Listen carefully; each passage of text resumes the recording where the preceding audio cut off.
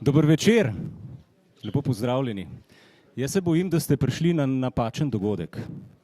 Zdaj se 10-15 minut že gledamo, vsi ste bili točni ali še pred uro, tako da tu je večer za tiste, ki jim čas uhaja med prsti. No, vseeno upam, da bomo vsi skupaj nocoj izvedeli kakšno stvar več. Čas, ena najbolj neulovljivih dimenzij našega življenja, tako malce filozofski stavek, ampak lahko rečemo, je res neka izmišljena predpostavka ali je zlato. Kaj, če bi imeli, morda ste za to že slišali, bančni račun, na katerega bi nekdo vsak dan nakazal 86.400 evrov? Kaj bi s tem denarjem? In seveda, ob koncu dneva bi preostanek te vsote izginil. To je vrednost časa, namreč 24 ur je 86.400 sekund. Nekaj teh sekund bomo namenili nocojšnjemu večeru skupaj z gosti in očitno smo se zbrali tisti, ki želimo ali nekaj več izvedeti ali pa že vemo vse.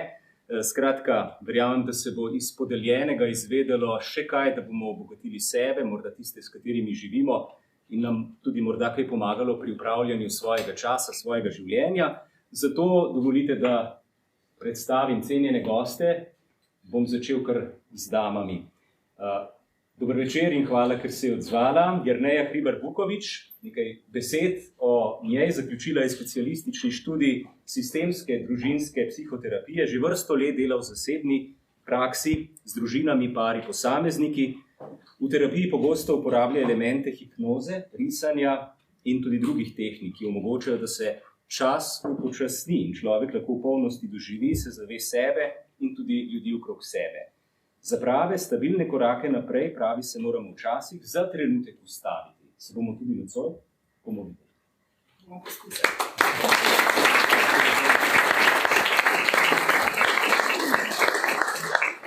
Nataša Rubena je srečna žena in mati 3 otrok, ilustratorka, pisateljica. Izgorelost pa je bila prelomni trenutek v njenem življenju, končno, pravi, se je ustavila, iskreno pogledala vase, odložila vse tisto, kar ni več služilo za dosego cilja. Cilja, ki je izpolniti Božji načrt.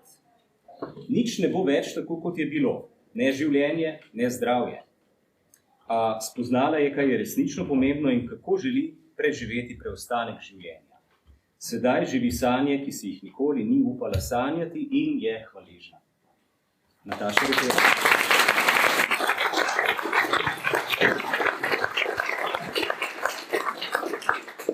In podjetnik Miha Blažič, ki pa je kljub vsem dosežkom na poslovnem področju najbolj ponosen, kot pravi, na svojo družino, ženo, 2 otroka, z njimi mu je vedno in povsod lepo.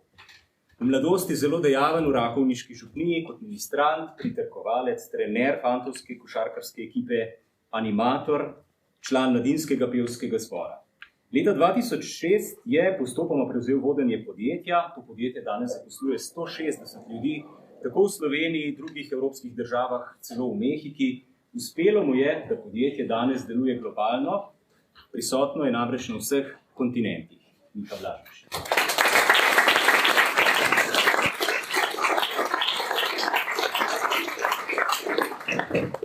Najprej bi začeli z vprašanjem za vse, čisto tako, maj je mesec, v katerem se zvrsti ogromno dogodkov, najbrž preveč. Ste morali morda kakšno zadevo črtati svojega rokovnika, da ste prišli sem nocoj na ta večer? Torej ne, jaz sem si tole dala na koledar in sem sledila svojemu načrtu, svojemu planu. Pravzaprav sem zelo vesela, da sem šla od doma, kar sicer delam od doma, in je to, da grem lahko kam, pravi luksuz. Dobrodošli, super.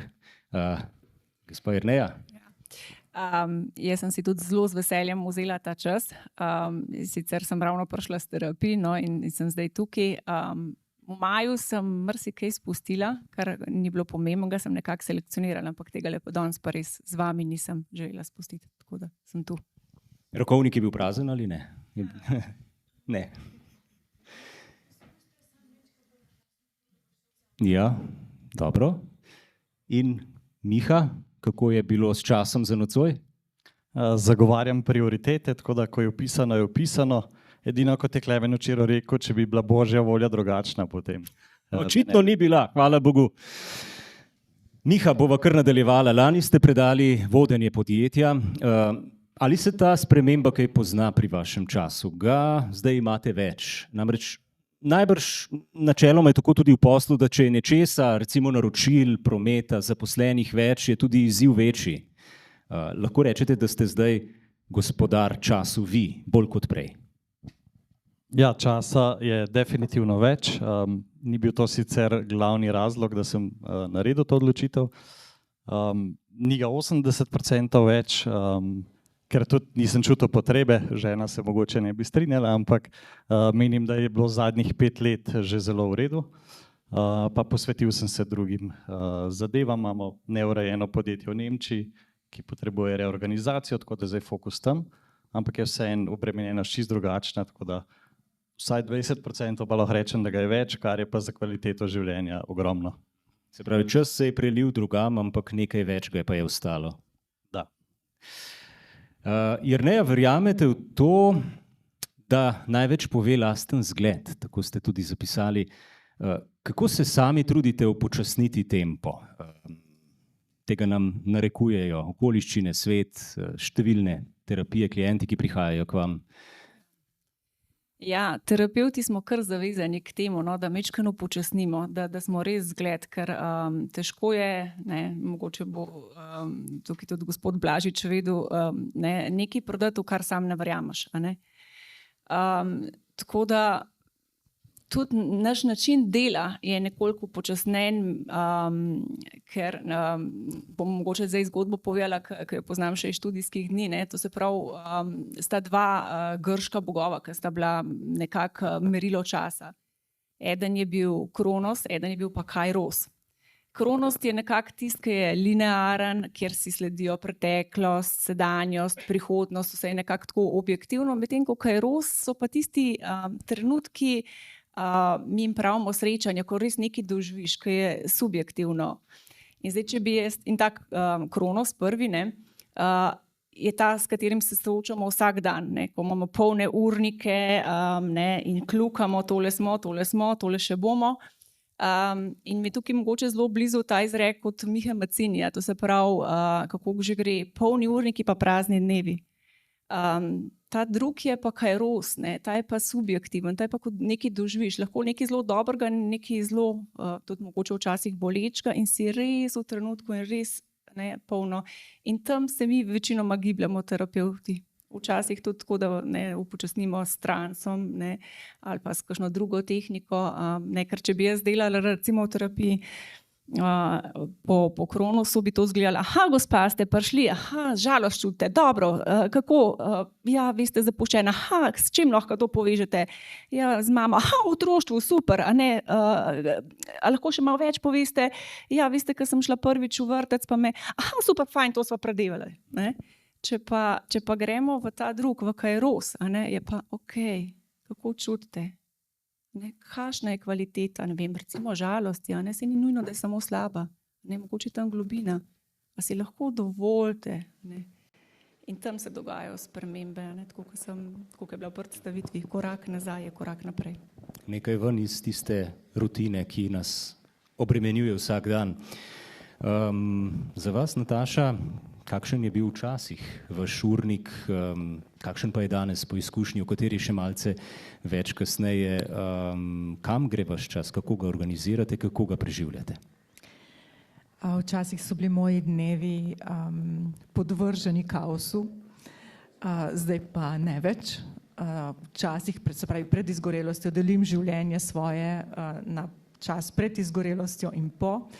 In prej mi je zmanjkovalo neprestano časa, življenjske energije, pozornosti, ki bi jo lahko po nekomu posvetila. Skratka, bila sem sirota, se mi zdi, in vse sem zapustila. In sem bila ujeta v eno laž osamljenosti in kronične utrujenosti. Jaz v bistvu že celo življenje trpim za tem in sem podvržena kronični utrujenosti in torej izgorelost je bila posledica tega. Danes se je ta slika popolnoma obrnila, sem doma, ostala sem doma, po bolezni sem ostala doma in sem začela delati tisto, kar sem si vedno najbolj želela. To so res sanje, ki si jih nisem upala sanjati, in si sama krojim čas, sama se odločam, kaj je tisti dan najbolj pomembno, oziroma skupaj z gospodom pogledava, kaj je danes tisto, kar je najbolj pomembno, ali je poskrbeti za otroka, pa otrok rabi eno bližino, ali rabim jaz čas zase. Nisem šla nazaj v službo delati, ker nisem bila tega sposobna. Je pa ta čas bolezni bil zame zelo pomemben, ker je postavil moje vrednote oziroma prioritete zelo nazaj na mesto. Zame je bila izgorelost ozdravljanje od nečesa. To je bil trenutek, ko se je laž, ki sem si jo ustvarila o sebi in življenju in svetu, je razvodenela, se je mogla razkrojiti, zato da je prišla resnica. Tako da danes je temelj mojega časa moj odnos z Bogom in skrb zase. Vse ostalo izhaja iz tega. Če mene ni, ne more biti ne mojega odnosa z Bogom, ki je edina stvar, ki me resnično posvečuje in ima edino smisel, od koder črpam moč, in čas, ki ga namenim družini. Vrnila sem se nazaj v družino in je moje življenje dobilo popolnoma novo dimenzijo. Tiste stvari, ki so prej šle mimo mene in ni bilo časa, da bi jih videla v tej polnosti, v tej čudovitosti, je zdaj časa na pretek. Tako, če bi nadaljevali prejle iz Kronosa v Kairos mogoče, ste naredili ta prehod.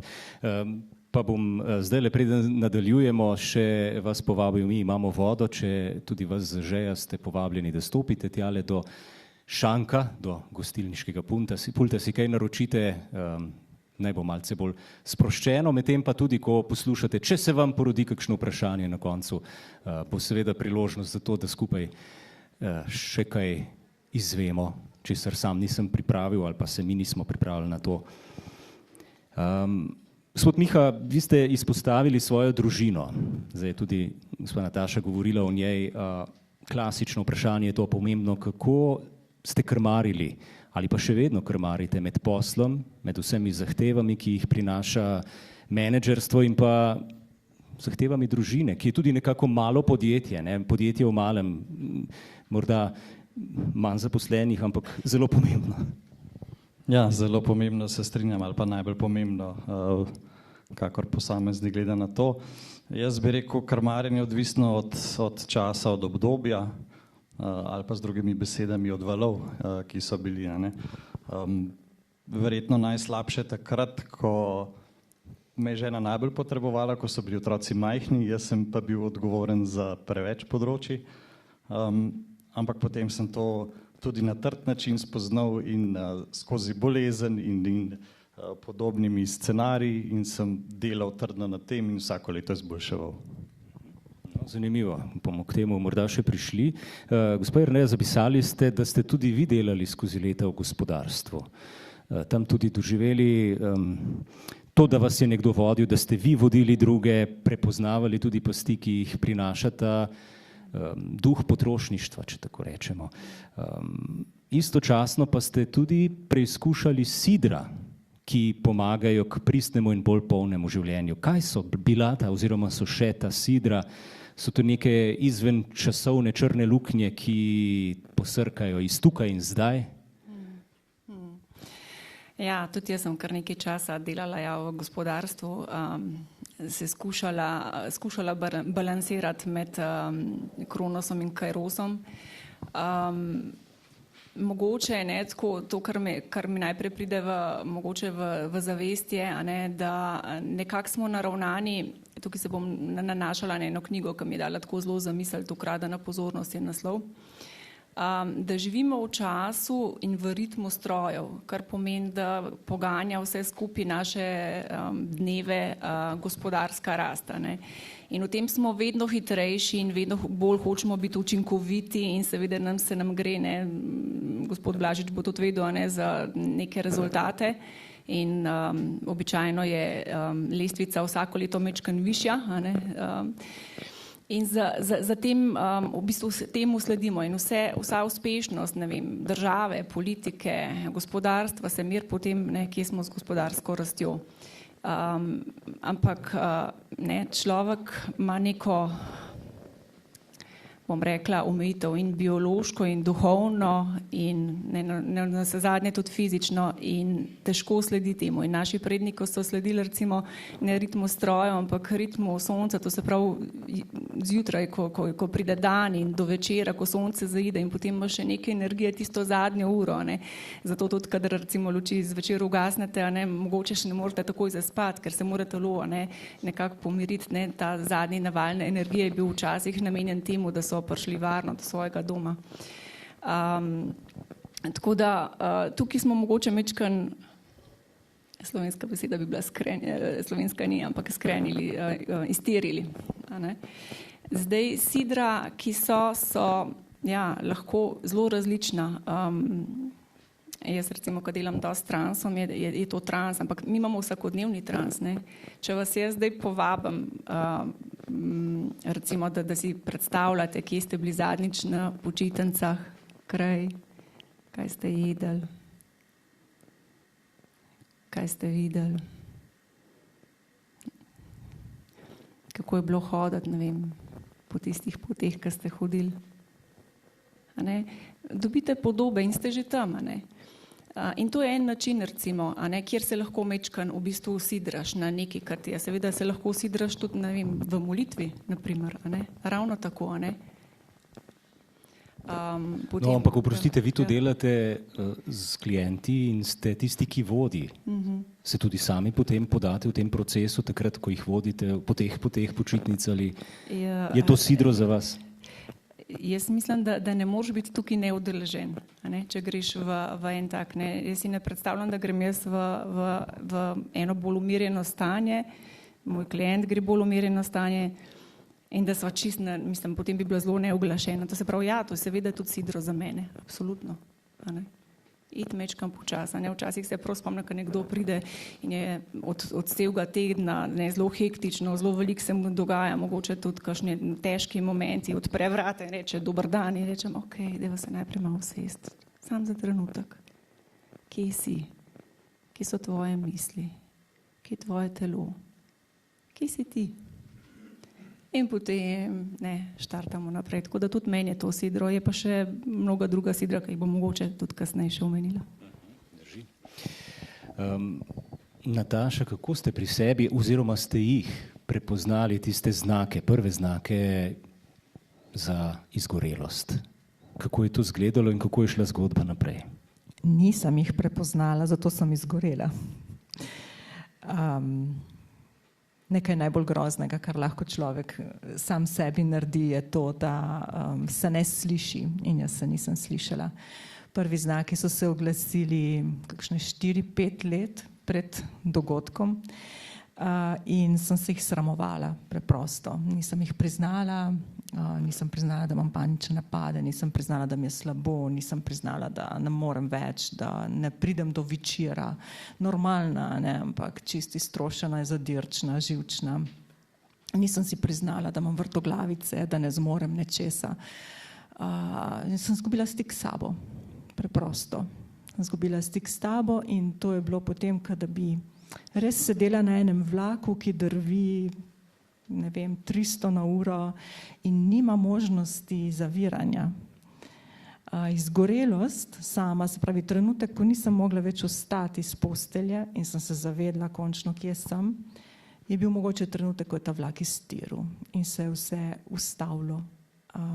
In ni bilo več vprašanje, kdo sem, v odnosu z drugimi ljudmi, se pravi, prej sem se prepoznala, kdo sem, kakšna sem, koliko sem vredna, glede na to, kakšne odzive sem doživljala od okolice, od svojih uspehov, službenih in tako naprej. Potem pa tega ni bilo več, ničesar in sem ostala taka, kot sem, jaz rečem temu gola, popolnoma brez nobenih mask, brez nobene možnosti, da bi se na karkoli oprijela in si obdržala eno podobo sebe. Tako da to je To je popolnoma tabula rasa, no, od začetka. In v tem stanju ste ostali koliko časa? Recimo tako, če govorimo o času, kakšno je? Ja, torej od bolezni, mislim, od izgorelosti. Ja, to je tako nekaj mesecev. No. Žal je bila takrat tudi korona, se je ravno začela, tako da sem dobila v paketu 3 osnovnošolske otroke domov in je bilo zelo, zelo, zelo hudo. Tako da sem, ne vem, po 4 mesecih recimo sem komaj ustala, toliko, da sem lahko poskrbela, da smo bili vsi na nogah zjutraj, recimo, in to je bilo to. Pa sem pa sedela ob otrocih, ki so delali za šolo, ker nisem mogla biti aktivna. To gre zelo počasi. In okrevanje potem tudi? Okrevanje absolutno zdaj 4 leta pa pol od tega in se nimam še zaozdravljeno. Niti ne vem, kako bo še naprej. Bom vzdržala ta ritem okrevanja, je to tisto, kar mi je namenjeno ali pa ne, ne vem. Kot ste rekli, nikoli več ne bo tako, kot je bilo. Gospod Miha, tudi med menedžerji poznamo izraz menedžerske bolezni, v zadnjem času pa se veliko govori o izgorelosti. Je med vodji podjetij tega veliko, mislim, izgorelosti. Ste imeli tudi sami kdaj kakšen občutek, da ste na pragu ali celo, da ste v izgorelosti? Ja, jaz se z izgorelostjo lahko rečem srečujem na 2 načina. Od enega bolj, ko lahko rečem, da vsak drug jamra, da je izgorel, pa si tudi predstavljane, kje je ali pa kaj to res je, do takih, ki so v zelo nevarni fazi, ampak je ponavadi odziv, da vse to se dogaja, ampak jaz bom zmogel, meni se to ne more zgoditi, neposlušnost in nepripravljenost za spremembe.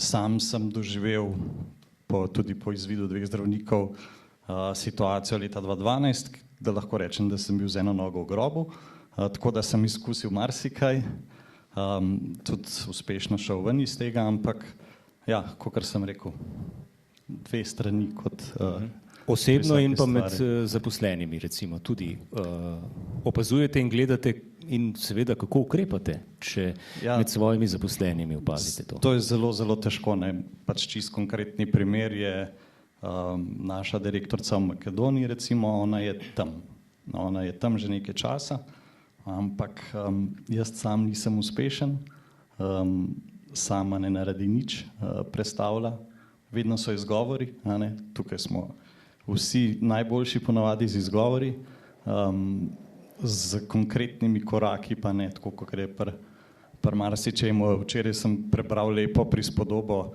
ki pravi, vsi bi šli v nebesa, noben pa ne bi umrl.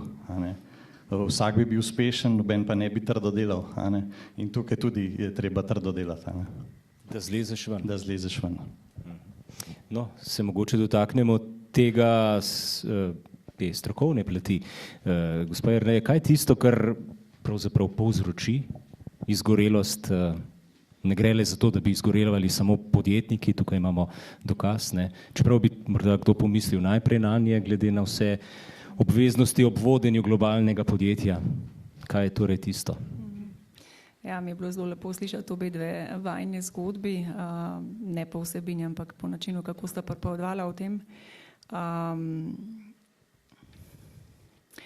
Meni tako spet ne pride misel, tudi iz tega, ko sem še jaz delala v gospodarstvu, nikoli ne izgorijo, vedno izgorijo najbolj pridni ljudje. In običajno to opaziš šele potem, ko izgorijo in ne prej, ker oni se ženejo do zadnjega, in je v bistvu zelo težko prepoznati, tudi ko jih vprašaš, rečejo, ne, super sem, lej, seveda z veseljem, še ponudijo se za stvari.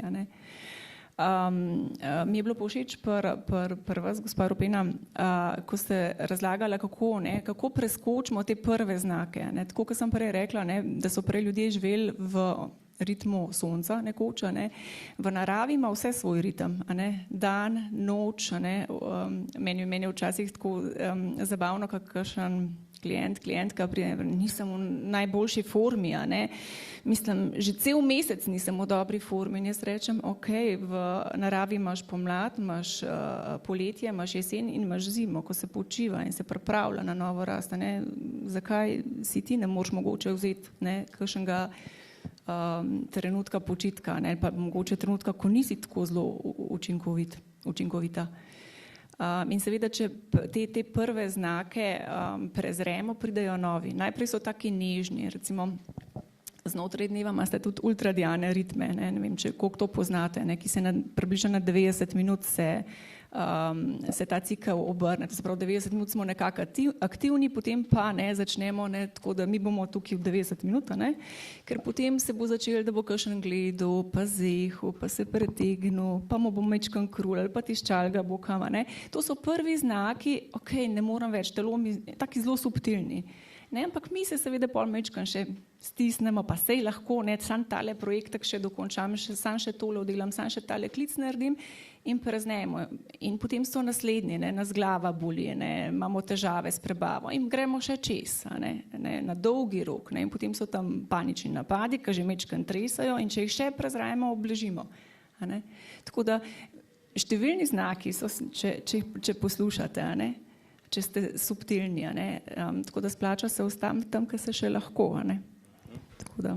Se pravi, ne le med podjetniki, ne, kot rečeno, ne izbira izgorelost, tako med umetniki, duhovniki, povsod je možno. Ja, jaz gledam naše...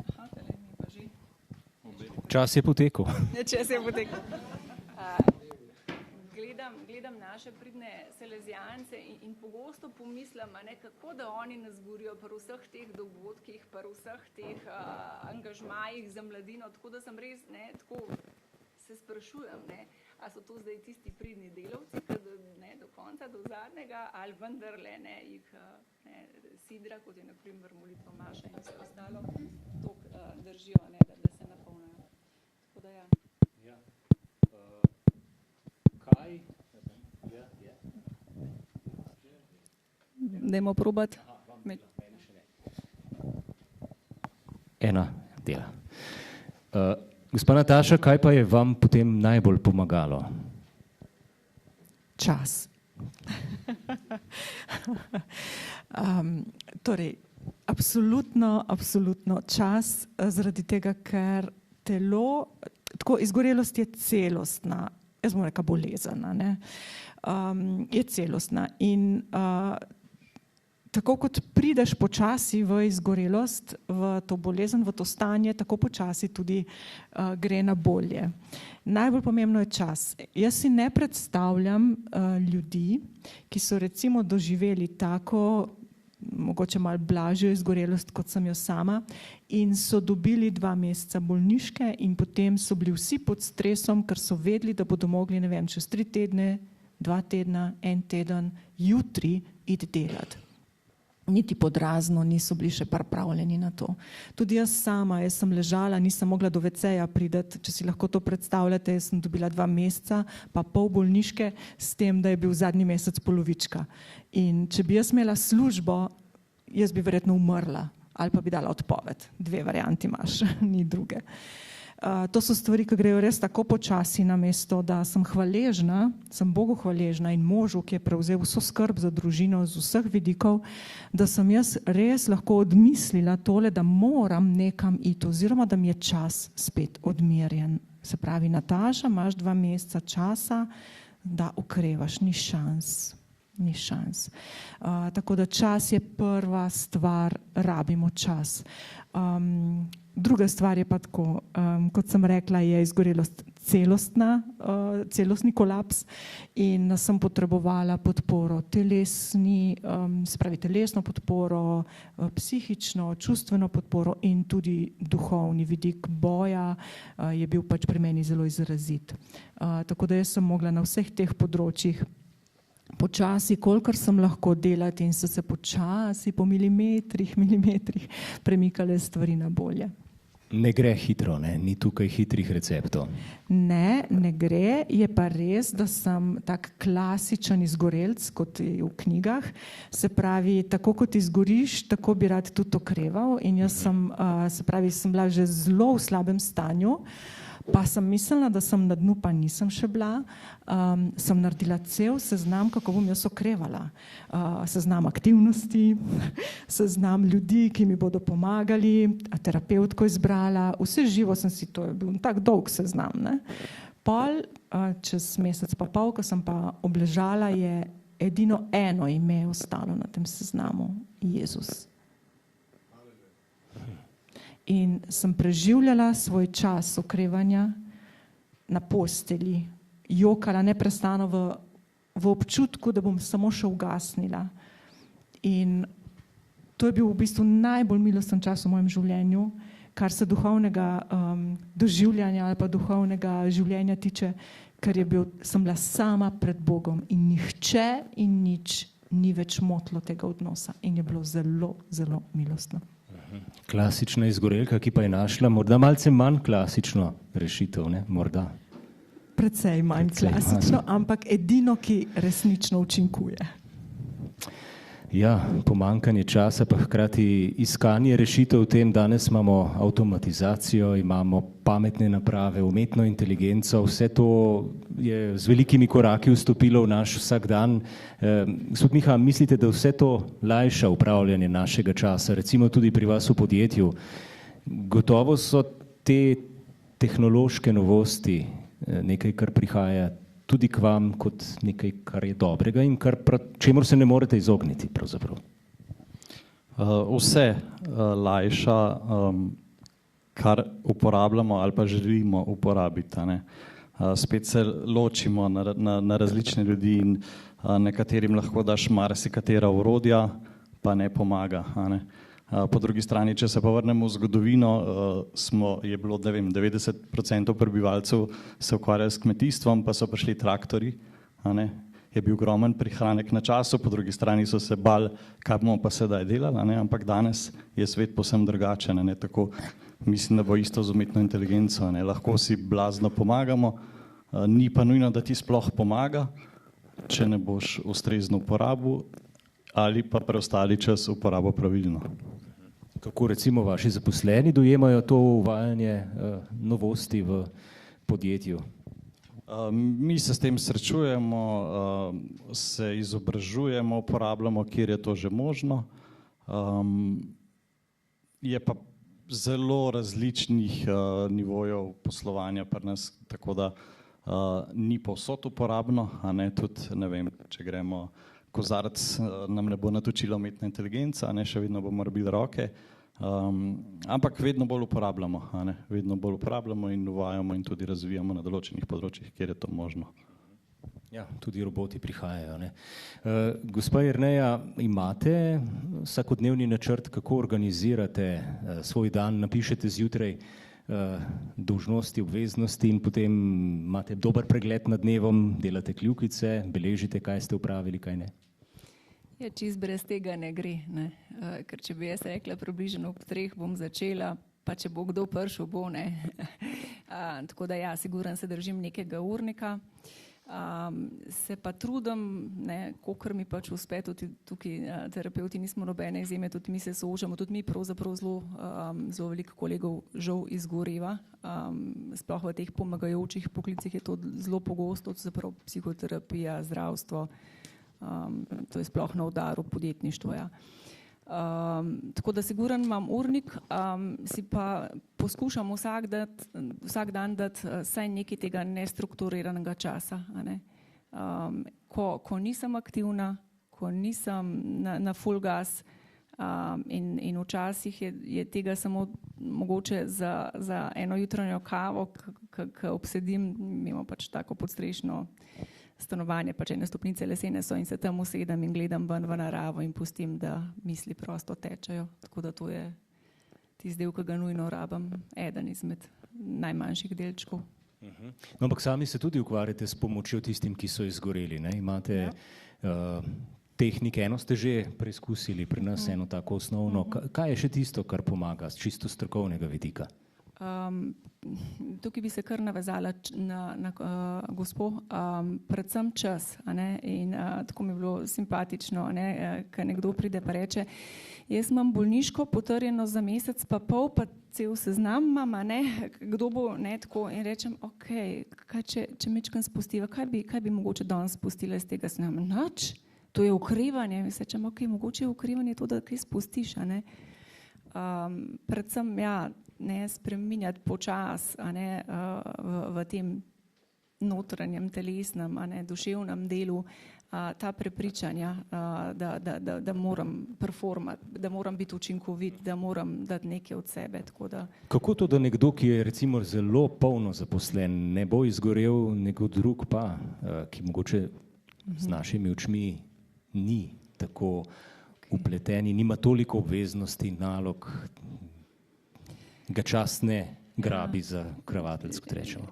Tukaj sem malo ambivalentna, ker tudi nekdo, ki zelo veliko dela in je zelo strasten glede svojega posla, lahko ravno tako zgori. Jaz mislim, da je ključ v odnosih do sebe, v odnosu do sebe najprej. Kje potegnem črto? Tako velikokrat slišim koga, ki reče, tole služba, potem pa še s kolegico na kavo, ampak nimaš energije. Absolutno, ker če ne kaj. Ja, ampak gledališče moram tudi, in gledališče, to je super stvar. Če greš tja zato, da pogledaš, da doživiš, da uživaš, če pa rečeš, na gledališče moram, ker imam abonma, ker se spodobi, da sem kulturno izobražen, ker imam to v petek. Je pa to čisto nekaj drugega. Se čas mogoče vrti drugače, tako kot je tam le gor na tej zavesi, v drugo smer, ne tako, kot gre naravno. Ja, ampak ta kolesa so tako močno zasidrana, da kako probamo, kontre, odpor, upor, kako? V petek, gledališče, zato. Ste tudi sami, Nataša, delali te kljukice?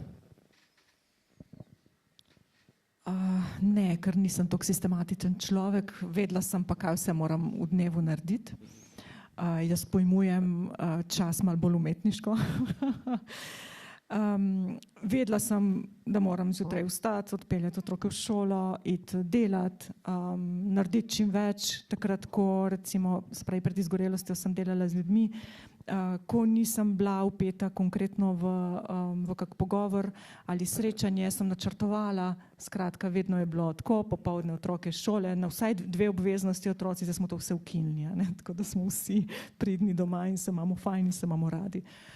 Tako da nisem tako strukturiran človek, je pa res, da sem v enem trenutku zaradi zunanjih dejavnikov, se pravi utrujenost zaradi otrok, potem mi smo imeli tudi podjetje, ki je propadlo, zaradi tega, skratka, se mi je zelo nabiralo in so bili te zunanji pogoji za izgorelost in notranje. Ni nikoli samo pomanjkanje časa dovolj, da človek izgori, niti podrazno. Ampak je, kako mi dojemamo življenje, kako dojemamo sebe, spravi največkrat je kar tukaj le notarane. Spravi naše pogojenosti, zakaj se tako ženem, kdo sem, ko se ženem, zakaj ne morem spustiti, zakaj morajo imeti otroci poln urnik, zakaj. Se pravi, zdaj ste spustili urnikov več ni ali se skozi urnik, kakršen pač je, zrcalijo vaše vrednote, ki so drugačne? Ne, jaz se počutim, kot da sem na dopustu. Super, tudi zdaj. Tudi zdaj. Seveda ima moj dan neko strukturo, ampak je zelo ohlapna, tudi glede na delo, ki ga počnem. Včasih je navdih, včasih ga ni, včasih dam prioritete popolno drugi stvari, včasih pač preprosto pospravljam po hiši, nisem vezana na nič in to je zame popoln luksus, lahko grem na teraso in gledam pol ure, gost in zelenje in kako se vreme spreminja in kako listje odpada in kako cvetlice cvetijo.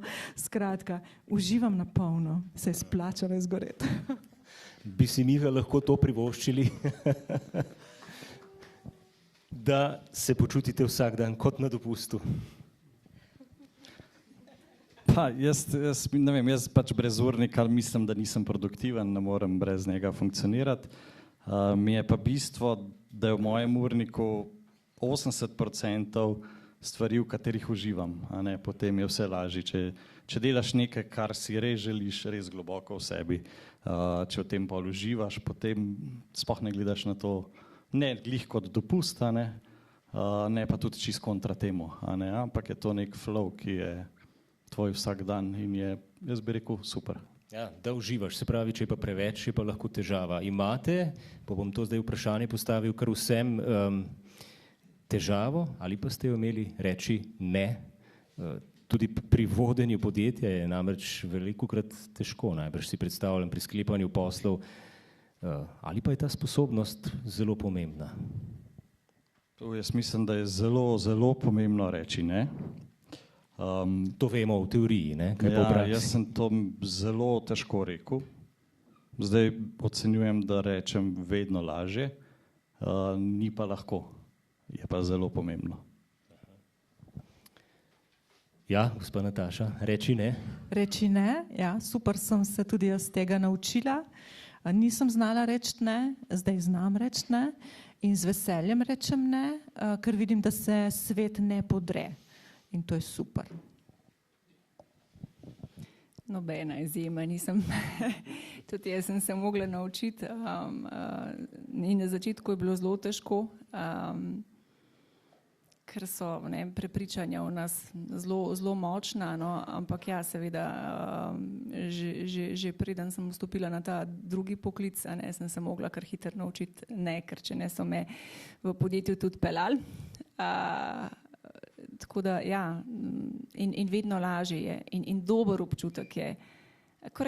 Ko rečeš ne in vidiš, da je sprejeto in da res, ja, svet se ni podrl in človek na drugi strani je razumel in celo spoštujete, ne, ti si pa ne grizel nohte, če rečem ne, kako bojo mislili o mene, ne, tako da ne, to je res, to je težka, pogumna stvar, ampak toliko vredna, ne, in ni izključujoča za odnos. To, če rečeš eni stvari ne pomeni, da si nekoga zavrnil kot človeka, ne, da si ta odnos zavrnil. Verjetno do tega treba priti, ne? Hvala, ker nocoj niste rekli ne na povabilo. Ja, mogoče še, zdaj smo se dotaknili več stvari glede tega družbenega ozračja, o tem, kako danes mladi doživljajo, tisti, ki vstopajo mogoče tudi na trg dela, ki je začudil v primerjavi s predkoronskim časom, izkazuje pomanjkanje delovne sile. Je tudi pri vas tako, iščete delavce? Ja, jaz danes ne srečam nekoga, ki bi rekel, da ni s tem soočen. Izziv je vedno večji. Ja. Izziv je vedno večji. No in ali menite, da je tu tudi v igri ta pogled mladih, pogled, o katerem danes govorimo? Se pravi, pomembno je postaviti tiste pomembne stvari na prvo mesto, ne samo, tako kot mogoče naša ali pa še bolj generacija pred nami, delo je vrednota. Da mladi danes to doživljajo drugače in je bolj pomembno to, koliko bodo zaslužili, koliko bodo imeli časa zase. Vsaka generacija je drugačna, to je dejstvo. Že stari Grki so rekli, mi smo še super, ampak ta mladi, to je pa grozno. Ampak dejstvo pa je, da so spremembe, ne, in da se moramo z njimi soočiti. Jaz to skozi pravim. Na nas je, da najdemo način, da bodo mladi zainteresirani, da bodo našli neko svojo pot, ampak vse ima svoje meje. To, kar ste rekel, se mi zdi, smo se tudi sami veliko krivi, ker so že naši starši, pa mogoče še pred njimi govorili, pejte se učiti, da ti nav treba delati. Moj kolega je pred 15 leti napovedal, da bo leta 2030 keramičar več plačan kot pravnik, pa smo že danes tam, ker je tako pomanjkanje. Tako da izzivi, ki so in bojo z vsako generacijo, in ravno včeraj sem kolegu razlagal, da ja, danes je tako, navajeni so vse dobiti na klik in kolega se v tem primeru boji, ker bo hotel prehitro napredovati. Sam ja, kaj pa če zaradi tega rečemo vsem ne, kam pa bomo prišli, ne gre, treba je najti kompromise, poti in motivacijo, ampak morajo pa tudi sami se zavedati, da je njihov del tudi potreben. Ja, časi se res spreminjajo, kdo bi si mislil, da bo taka potreba tudi po terapevtih v tem času, ne? Gospa Jerneja, je še recimo tudi za ta poklic dovolj prostora, kako sami ocenjujete, je potreb seveda gotovo veliko? Potreb je žal preveč, tako da mislim, da je ta korona še mečkam pospešila stvari, ampak tudi zdaj po koroni v bistvu je tega vedno več in tako da res toliko nas je, številne nove generacije prihajajo res dobrih terapevtov in ne dohajamo in to mi je, mislim, Moram reči, da sem tudi tukaj ambivalentna. Ne. Težko mi je, da v bistvu kot, ne, tukaj se vedno sprašujem sistemsko, kaj se dogaja, da je teh potreb tako velika. Ne. Okay, sej en del mene je, delam, kar me veseli, ampak po drugi strani, ko vidim vse ti ljudi, rečem, kam smo zašli, a ne. Drugače pa, če se navežem na tisto prej, na trg dela in mlade, pa jaz spodbujam, mislim, jaz sem tako vesela, ko vidim te mlade, ki imajo energijo in ki se borijo za sebe, tako da so mi zgled, a ne, kako postavljajo prioritete, super, a ne, nekdo, ki ve, a ne, ni samo to od taska do taska, seveda na drugi strani delodajalci, ne, imajo s tem težavo, ne, kako nekoga zmotivirati, a ne, da ostane, ali pa predrugačiti sistem, da bo lahko nekdo ostal, ampak sej nekdo, ki je zelo motiviran, če ga znaš, bo dober delu, a ne. To sem hotela še mogoče dodati. Seveda je ne toliko teh socialnih medijev in tega in ta pozornost je res toliko razpršena in držljaji so tako agresivni, a ne, da seveda gremo v smer, a ne, vse tako zdaj, ne. In tukaj je pa mogoče naloga nas staršev, ne, da ker del te odpornosti skozi življenje se zgradi tudi skozi frustracijo, a ne, da ne dobiš vsega glih na klik, a ne, da se moraš za kakšno stvar boriti, ne. In če se borijo, naj se borijo, to je fajn, to sprav imajo energijo, imajo življenjsko moč, so mladi, ne. Ne, smo pa starši tisti, ki malo perutke mogoče malo prerežemo, pa rečemo, ne še. Ne še, no super, da ste upozorili tudi to, na to raztreščenost, ker na eni strani je boriti se za to, da si postaviš, da sebe postaviš na prvo mesto, drugo pa je, da si nekje odplaval med različnimi ekrani in tako čas samo teče v prazno. Ampak tudi vprašanje, konec koncev, zdaj sicer živimo v takem standardu, da to je drugače kot 50 let nazaj, ampak tudi preživeti je treba. Gospa Nataša, vi ste rekli, zdaj ste na dopustu, ampak vendarle nekako je treba živeti. Sem na dopustu, ampak delam. Jaz s svojim delom, če čisto iskreno povem, ne morem preživeti. Moje delo je zato, da živim jaz v polnosti, da sem živa, ni pa tukaj le stvar preživetja v smislu finančnega. To je prevzel moj mož in jaz sem mu neskončno hvaležna. On je sveti Jožef naše družine, vedno znova rečem, in zato mu poskusimo omogočiti, ne, da lahko izvrši to svoje poslanstvo. Tako da mu pustimo tisti čas in ta ritem, ki ga pač si ga ustvaril za to, da lahko v miru dela, kar delamo vsi od doma. Mislim, oba dva delava od doma. Ne. Čeprav tudi on rad reče, joj, se tle kot na dopustu. Toliko. Dobro. Stvar, ki je, oziroma za katere vam ni nikoli žal časa. Gospod Miha. Družina in pravi prijatelji, neprecenljivo. Ugasne. Drugič nam je zmanjkalo časa.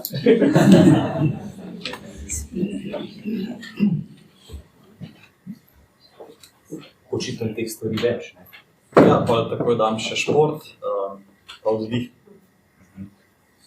Super, bom kar predal besedo še vama. Mogoče 3 stvari, za katere vama ni žal časa.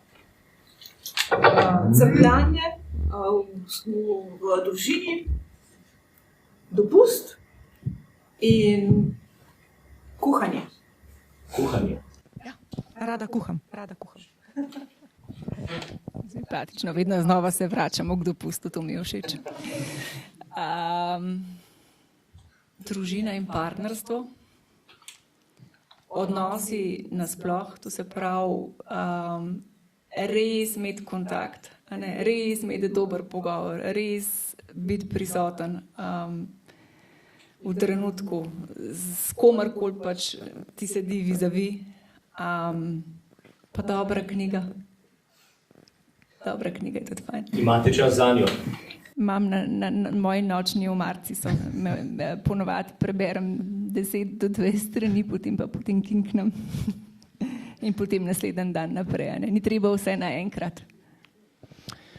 Ja, še tole bom vprašal, potem ste pa cenjeni obiskovalci vi na vrsti, tako nekako za vmes, ko smo zdaj nekako vstopili v vašo življenjsko zgodbo, imate občutek, da ste v tem življenjskem obdobju sami zdaj gospodar časa, kot je naslov nocojšnjega večera, da nekako uspete držati čas na vajetih ali ne? Ali vas tempo kdaj tudi povozi? Gospa Nataša bi začela, gospa Jerneja bo malce premislila. Torej, Gospod je gospodar mojega časa. Vsako stvar, ki jo imam, bom rekla na urniku, ampak to so dolgoročni, to so taki ohlapni moji urniki, niso tako striktni, se vedno posvetujem z Bogom. Kaj bi rad, da danes midva narediva skupaj? Tako da mi je lepo ne biti gospodar mojega časa, ker ko sem bila jaz gospodar svojega časa, sem ga zapravila in sem skoraj umrla. Tako da z veseljem izročim svoj čas. Je to naložba tega trenutka v tisti čas, ki mu rečemo mogoče tudi večnost, ki gre v onkraj? Ne? Upam. Gospa Jerneja? Jaz sem očitno kar dober gospodar. Ne zapravljam preveč, ne zapravljam premalo, včasih ga prvoščem, tako da mislim, da kar dobro sodelujeva. Uravnoteženo. Ja, včasih me kakšno valutno nihanje na strani časa mečkan resetira, mečkan stres, ampak potem ne spet najdeva, kako že ta prava valuta, ali kako je bilo že na začetku, če bi bil dan, če bi imeli ne koliko tisoč evrov. 86.400. 86, ja. Včasih ta valutna tveganja me včasih mečkana. Včasih ostane malo več ali pa... Ja, predvsem ostane malo manj, ampak načeloma pa kar dobro vozvaja. Pride kakšna v tem smislu finančna kriza s časom, Miha, zdaj ste predali, ampak vseeno ostajajo novi izzivi oziroma prihajajo novi izzivi. Ste jim kos v tem časovnem smislu? Absolutno pridejo, veliko sem na poti še vedno, pride stiska s časom za kakšne druge obveznosti, ampak vseeno nekako se mi zdi, da temu, čemer sem stremel, tja sem prišel. Če v prispodobi povem, sem vedno želel biti pilot, ki ima svoje naloge. On se ne more ukvarjati na letu, če WC ne dela, pa je zelo pomemben, ampak mora imeti ljudi, ki so za to usposobljeni. Tako da ja, pa vedno je bilo moje vodilo ravnovesje. Se mi zdi, da vsem moraš imeti ravnovesje.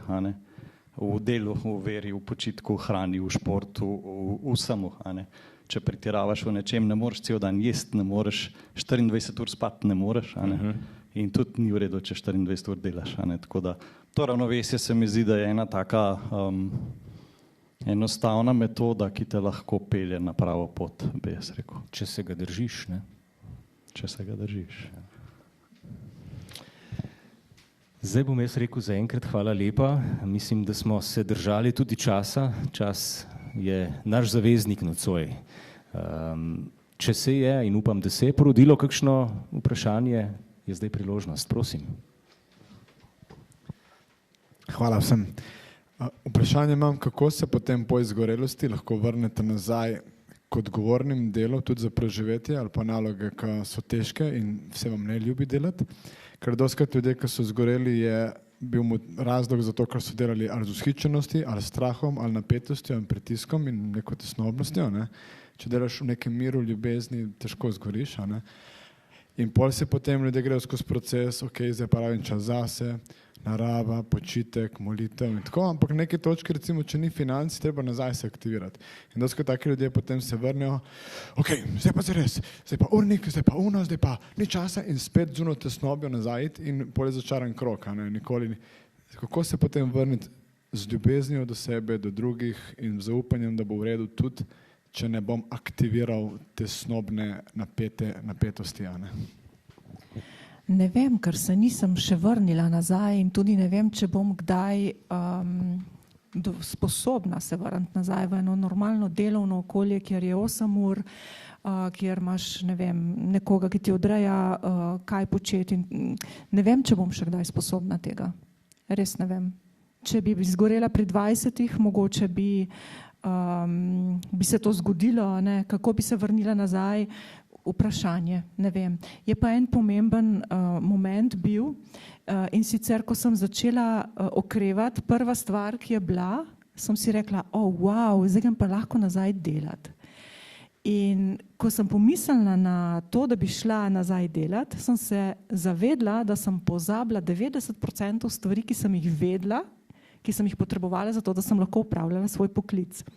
In sem bila na precepu in sem rekla, ok, če mi je Bog izbrisal spomin in znanje, ki sem ga imela, imam zdaj dve možnosti. Ali grem nazaj in se nazaj naučim vsega in ustrajam v tem, da se vrnem nazaj v staro, ali pa zaupam in grem na novo pot. In sem izbrala to. Ste rekli, nikoli več ne bo, kot je bilo. Gospa Jerneja. Ja, razmišljam zdaj tako potiham in na glas. Jaz mojim klientom, ki se soočajo z izgorelostjo, jaz jih zelo držim, da stopnjujejo počasi, da se vračajo, ker to rabijo, ker imajo družine, ki so od njih finančno odvisne, ampak da stopnjujejo počasi, da grejo, ne vem, na 4-urni delovnik in da grejo zelo počasi. In tukaj sem seveda tudi v navezi pač običajno z njihovimi zdravniki, psihiatri, da se skupaj uskladimo. In enim gre zelo dobro in pridejo zelo hitro nazaj in zdržijo tam. Eni pa rabijo res zelo veliko časa. Sem zelo vesela za vas, da ste se podala v nove vode in je bilo to za vas uspešno. Je pa tudi v bistvu sprememba poklica sama po sebi lahko zelo velik napor in zamenjati, tako da tukaj sem večkrat zavibrirala, moram priznati, da je bilo kar tako ok. Recimo si ne predstavljam, ker tudi jaz včasih sem večkrat tja drsim in si ne predstavljam, da bi takrat recimo še zamenjala recimo poklic, pa sem šla tudi čez tranzicijo in tako. Tako da počas, postopoma, moji kolegi kognitivno-vedenjski terapeuti bi rekli z izpostavitvijo, postopno, videti, kje smo, potem krepiti, kar nam gre, vire, ok, pa prioritete, pa zmanjšati pričakovanja do sebe, lestvico in tako naprej, ampak to je kar kompleksno, ni tako simpel. Tako kot človek drsi, počasi noter v to in mogoče niti ne opazi, kako teče čas v tem, treba ven. Še kakšno vprašanje, prosim? Se bom kar na glas. Jaz bi Mihata vprašala. Rekel si, da je te pomembno, da se čutiš produktivnega, da moraš imeti urnik, hkrati si pa rekel, 80% časa želim delati, kar me veseli. Jaz tega ne znam, a mi lahko opišeš en tvoj dan, kjer se čutiš produktiven in si ga z veseljem, se pravi, preživel v teh stvarih, ki so ti bili v veselje. Zameni službo.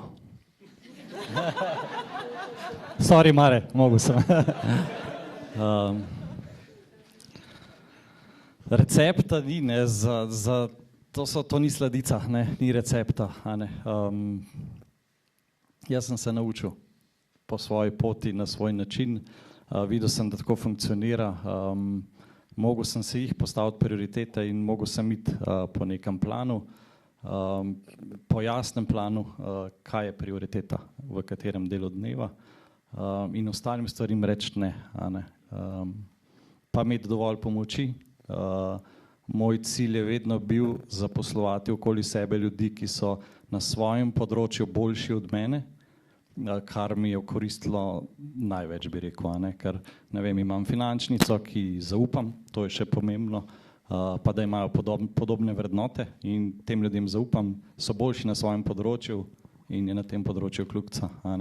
Strateško sem zraven in to je to, bi rekel. Drži, da slab menedžer dela vse, česar ne bi smel, in odnaša delo drugim, na drugi strani pa je tisti dober, ki dela samo svoje delo, torej vodi, zanj delajo ostali in gre lahko sam tudi na dopust. Absolutno in mora iti. Jaz sem zdaj večkrat povabljen kot primer prakse v kakšno podobno zasedbo, bolj podjetno, kjer ker je danes v Sloveniji ogromno podjetij pred preizkušnjo, da so v letih, ko morajo predati, si želijo profesionalizacije, v bistvu si ne želijo, ker ne naredijo ta pravih korakov. Če si želiš, moraš to res storiti, drugače ne gre. Če imaš ti profesionalca, če bi jaz tebi govoril zdaj točno kako vprašati, pa kaj vprašati, potem te ne rabimo, ne bi jaz spraševal. In tako je pri vseh stvarih. Bova vprašala publiko. Jaz imam vprašanje za vas. Ujela sem ta termin znižati pričakovanja do sebe. Ste vmeli naprej. Kako znižati pričakovanja do sebe? Kje začeti? Do česa prideti? Ja, eno sem že prej omenila, se pravi, ne biti povsod, ne biti razpršeni, določiti si, kaj je res pomembno, ustaviti se, koliko premalokrat se res ustavimo, tudi jaz sam, evo, en primer, jaz sem mislila, koliko sem učinkovita, domov sem pa že po terapijah in sem rekla, ok, vsi stuširani, super, jedli ste, ok, kljukca, kdo še nima naloge narejene, super, a si naredila, kaj ti še manjka druga, ok, ja ti pogledam, v redu, tlele sam še malo dodaj, fajn, jaz sem mislila, koliko sem the best, koliko sem fajn mama, koliko sem učinkovita, koliko sem zgrešila, koliko sem bila neprisotna pravzaprav. Tako da, če se mečkano ustaviš, pa sam prisluhneš tudi v odnosih drugih, se same stvari delajo, se ni treba, jaz sem imela občutek, da moram imeti skozi kontrolo, to so bila moja pričakovanja recimo do mene, moram imeti kontrolo, da se prav moram priti domov in moram pogledati sušilca in pralni stroj, je možno redu svoje, ok, v redu, vse pod kontrolo imeti, ne rabim imeti vse kontrole, naprimer to so pričakovanja, mene je recimo to zelo bremenilo. Biti povsod, ne rabim biti povsod, biti v istem tempu kot, ne vem, prijateljica, ne rabim biti v istem tempu, ne rabim biti na isto telovadbo kot ona, nisem ona, se pravi, ne tekmovati, upočasniti, ko upočasnimo, nimamo te aktivne, ne delamo tega iz impulzivnosti, ampak razmislimo, kaj sploh hočemo doseči. In potem kakšne stvari odpadejo, kakšne stvari se nam porodijo.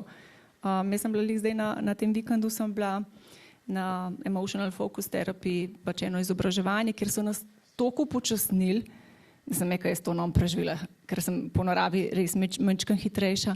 Ampak kako so pol prihajali, jaz sem dobila toliko enih idej, ki jih prej nisem imela, ki so bile tako simple.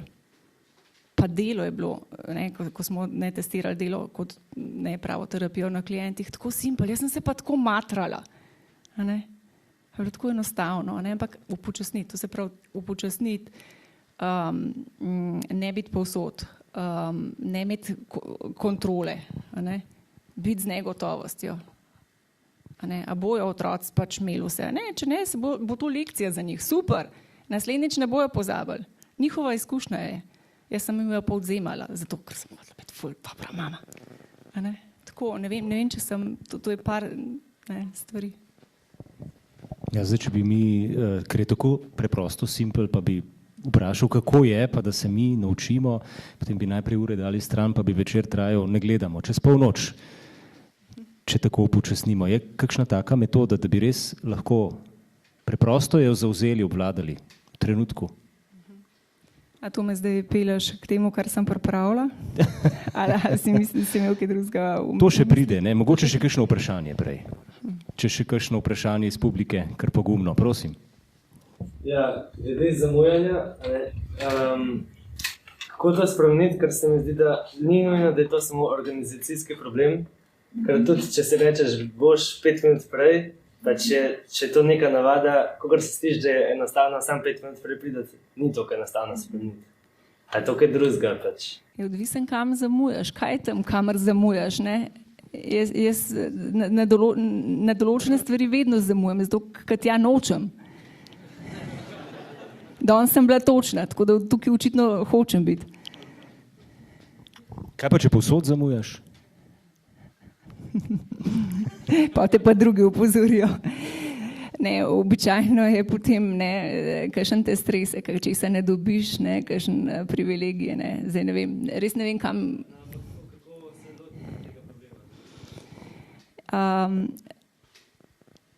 Kar moje izkušnje kažejo, je to zamujanje takrat, kadar zelo pogosto, ne vedno, ampak kadar ne ceniš sebe in pol ful hitro ostaneš in si ves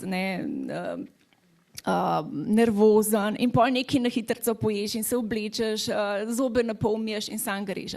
Ker če se imaš rad, potem si tega ne boš dovolil, potem boš vstal malo prej pa boš rekel, ok, oblekel se bom, pojedel bom zajtrk, pogledal bom sporočila, in se bom počasi odpravil kamorkoli moram. In si boš dovolil en tak lep, umirjen tempo, ker ti bo fajn, ker se bo tvoj dan pol začel lepš.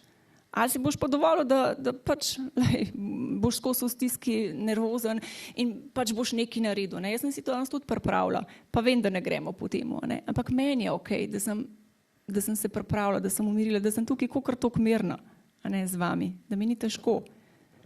Seveda bi lahko prišla 5 minut kasneje, samo potem bi bilo čisto drugače. Jaz bi se počutila drugače, ne vem, če bi vi opazili, ampak jaz bi se počutila bistveno slabše. Se pravi, pridi točno zaradi sebe, bolj kot pa s tem se pokaže tudi ceniš drugega, ampak najprej sebe. Kako je s točnostjo v poslu? Moram se oglasiti že sam po sebi, ker sovražim zamujanje. Jaz vam lahko v cerkvi pokažem osebe, ki vedno zamudijo in sem prepričan, da povsod zamudijo, ker to je stvar standarda, to ni in zahteva zgolj enostavno spremembo. Se vnaprej upravičujem, ampak en moj profesor je dobesedno tako rekel sošolcu, ki je nenehno zamujal. Je rekel, nisi se usrl v hlače, ker je WC predaleč, ampak ker si prepozen krenil. On je bil na pol srpine, in to je to. Če rabiš 5 minut, 15 minut prej pa čaki 5 minut, samo da ne zamudiš. Jaz mislim, da je to samo stvar standardov, vse ostalo so izgovori. Ja, sliši se preprosto, ampak včasih. In jaz ločim, ali se zgodi, ali se dogaja. Če se zgodi, so vsakomr, če se pa dogaja, imajo pa problem. Pri zaposlenih, pri vas... Prebavne motnje, ali kako? Prebavne motnje, ja. Da je res tako, imamo morda kruto pravilo, ampak pri nas je ura 7, je ura 7. Se ne pogovarjamo o sekundah, ne o minutah, ker kje je pa meja? Ker bo rekel, samo minuto sem zamudil, pa se mi šteje 1 ura manj.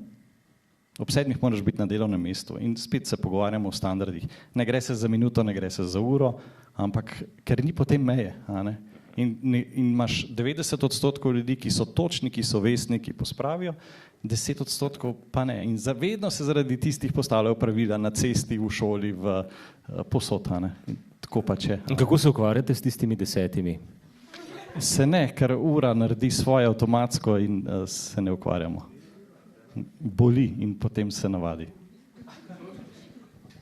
Ja, včasih je to tudi boleče. Še morda, kdo? Da ga ne prezremo, če ima še kdo kakšno vprašanje. Prosim.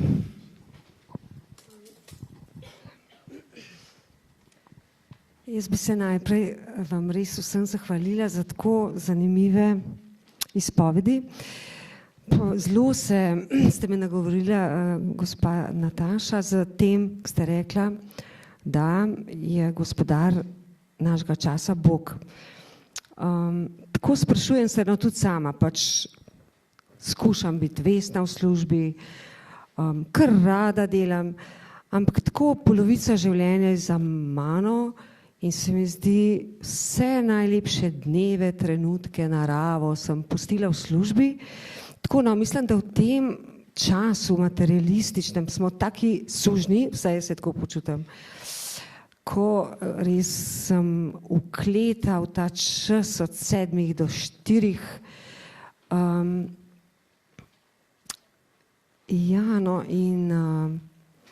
Verjetno je res pač Bog tisti, ki nas tega lahko osvobodi.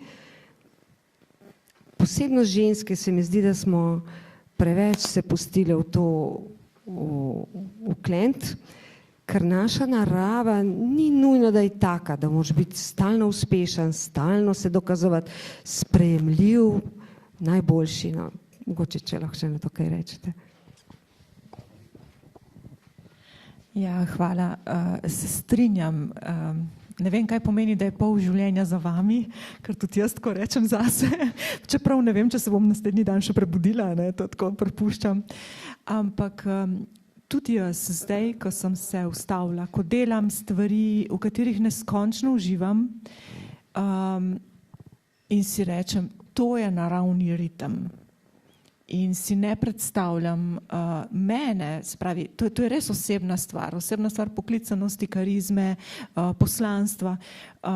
Kako sem jaz sploh zdržala v takem ritmu? No, sej nisem, ne? Hvala Bogu nisem, ampak si ne predstavljam, zame to ni naravno.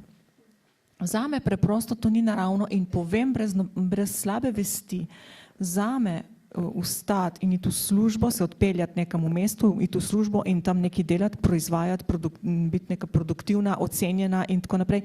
Zame osebno to ni naravno.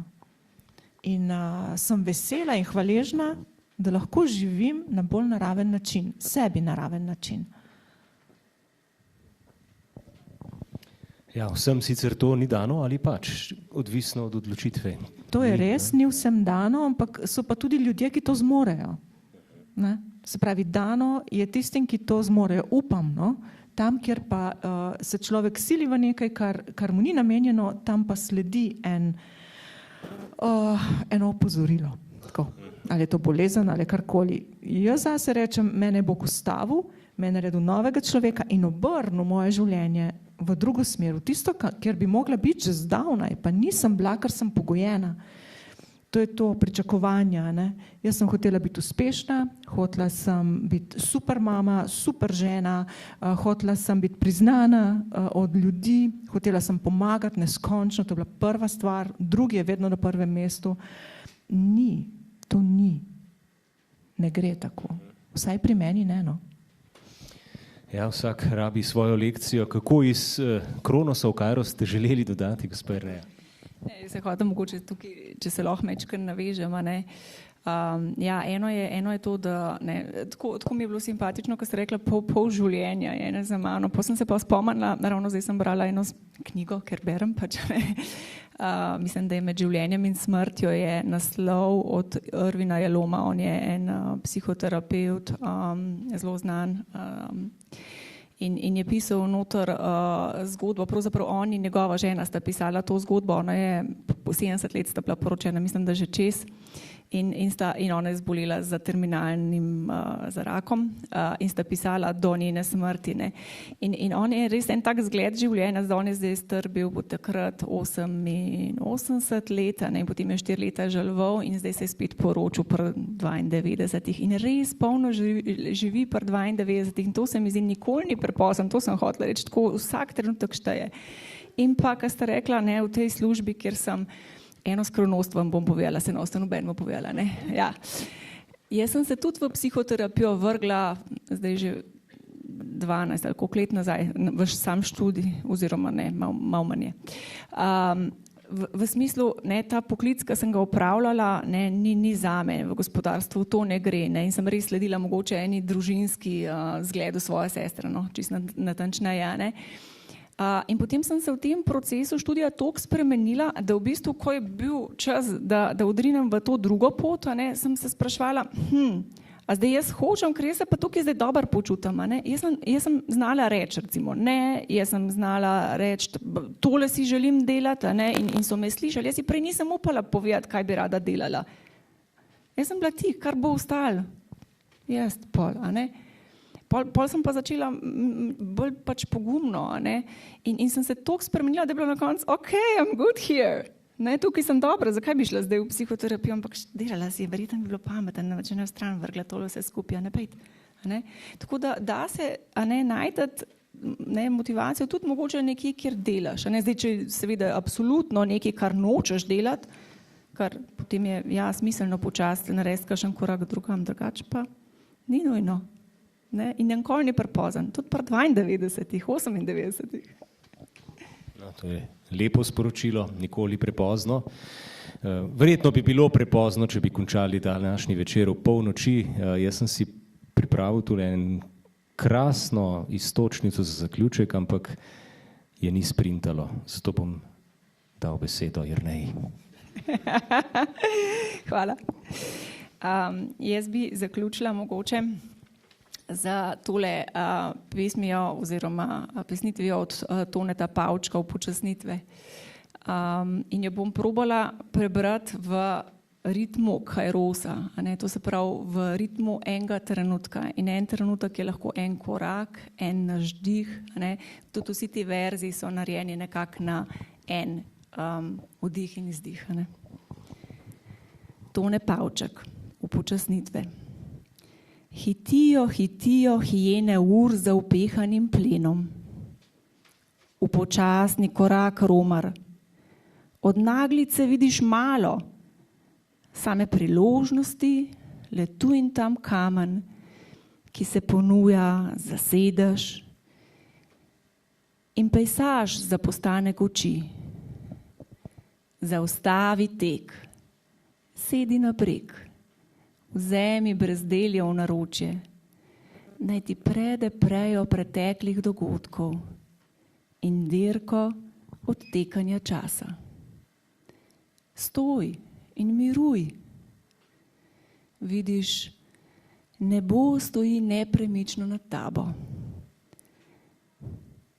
Drevo stoji pokončno, ponosno na mestu. Le ti tečeš med njima in v hipu pretečeš pot. Od sebe otroka do sebe starca. Upočasni korak romar, pusti mrhovinarjem plen. Živi počasi, kot so nekoč živeli naši stariki na deželi, v gluhi provinici in slišali bitje ure sveta in budilke v sebi. Svet se zato ne bo razklal, ne razrušil, ne raztreščil. Samo razgubil se bo, kakor seme med razpokami časa. Morda iz njih zraste čez dolgo, a vendarle zraste, počasi, kot iz pšenice egiptovske klas, nad katerim bdi večnost edina mera. Hvala lepa. Ni nam dano, nismo zato ustvarjeni, da bi od rojstva, od zibelke do groba hiteli kot hijene za upehanim plenom. Iskrena hvala, da ste si vzeli čas. Hvala tudi vam.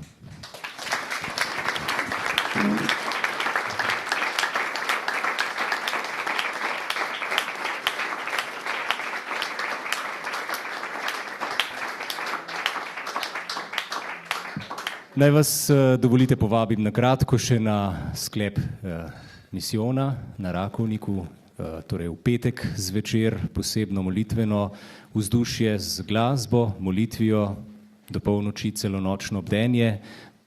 Zloženke mislim, da so še na voljo, če kdo ne pozna programa.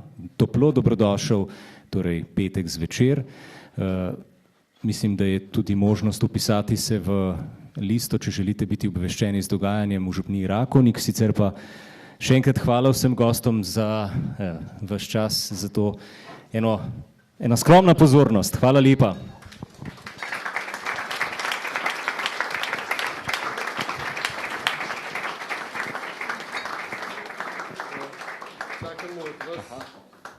Vsakemu od vas poklonimo nekaj, da boste lahko v miru spili.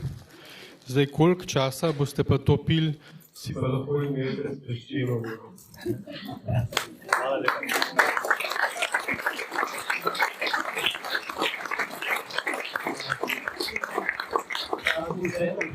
Vse nam je, ampak naj se to pite tako občuti, kot da je prečasno. Upam, da se še zadržite tukaj malce v pogovoru. Hvala vsem še enkrat in lep večer še naprej. Ja, hvala lepa. Pozabil sem, če lahko po svojih zmožnostih se priporočamo tudi za prostovoljni prispevek za pokritje stroškov teh dogodkov. Hvala vnaprej. Hvala.